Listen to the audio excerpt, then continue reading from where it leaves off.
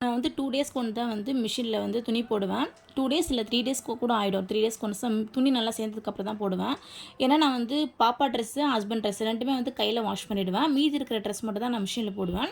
அதேமாரி மிஷினில் போட வேண்டிய ட்ரெஸ்லாம் போட்டுட்டு ஹஸ்பண்ட் ட்ரெஸ்ஸு, பாப்பா ட்ரெஸ்லாம் ஊற வச்சுட்டேன். நான் ரீசெண்டாக இந்த பிராண்ட் லிக்விட் தான் யூஸ் பண்ணுறேன். இது பட்ஜெட்டும் ரொம்ப லோவாக இருக்குது. 2 லிட்டரே நமக்கு 99 ருபீஸ் தான் வரும்.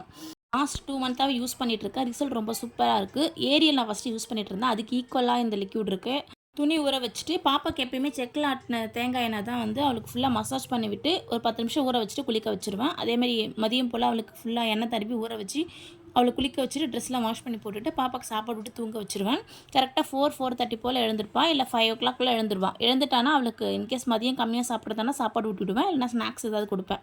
அதுக்கப்புறமேட்டு ஒரு 5:30 போல் அவளை குளிக்க வச்சு ரெடி பண்ணி விட்டுட்டு நானும் ரெடி ஆகிட்டேன். நான் வீடியோ எடுக்கிறத பார்த்துட்டு அவள் அந்த வீடியோவில் தெரிகிறா இல்லையா, அதனால் ஆக்ஷன் பண்ணிட்டு இருந்தேன், டான்ஸ் ஆடிட்டு அவள் பாட்டுக்கு பேசிகிட்டு இருந்தேன் கொஞ்ச நேரம். அதுக்கப்புறமேட்டு நானும் பாப்பாவும் சேர்ந்து சாமி கும்பிட்டுட்டு ஒரு 6:15 போல் அவளுக்கு நான் பால் கொடுப்பேன். ஏன்னா வந்து நான் அவளுக்கு 7:30 டின்னர் ஊட்டிடுவேன். அதனால் பால் வந்து ரொம்ப கம்மியாக தான் கொடுப்பேன். பால் குடிச்சிட்டானா டின்னர் ஸ்கிப் பண்ணிடுவா. ஏன்னா நைட்டு வந்து எப்படியும் பால் தான் குடிக்க போகிறான்னு சொல்லிட்டு கொஞ்சமாக தான் பால் கொடுப்பேன். எனக்கு வந்து மாவு ரொம்ப கம்மியாக தான் இருக்குது. பாப்பாவுக்கு மட்டும் கிச்சடி பண்ணலான்னு யோசித்தேன், தக்காளி கிச்சடி. சரி ஓகே எல்லாேருக்கும் சேர்த்தே பண்ணிடலான்னு சொல்லிட்டு பீன்ஸ் கேரட்லாம் போட்டு பண்ணேன். பாப்பாவுக்கு வந்து கொடுக்கறதுனால ஒரே ஒரு மிளகாய் மட்டும் தான் போட்டேன். அது கூட கொஞ்சம் சின்னதாக போட்டேன், ஏன்னா காரம் பாப்பாவுக்கு இருக்கக்கூடாதுன்னு சொல்லிட்டு.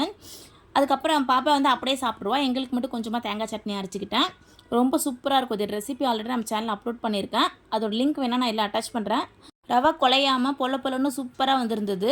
நைட்டு டின்னர் சூப்பராக சாப்பிட்டு முடிச்சாச்சு. உங்களுக்கு இந்த வீடியோ பிடிச்சிருந்தனா லைக் பண்ணுங்கள், சப்ஸ்கிரைப் பண்ணுங்கள். நெக்ஸ்ட் வீடியோவில் பார்க்கலாம். பாய்.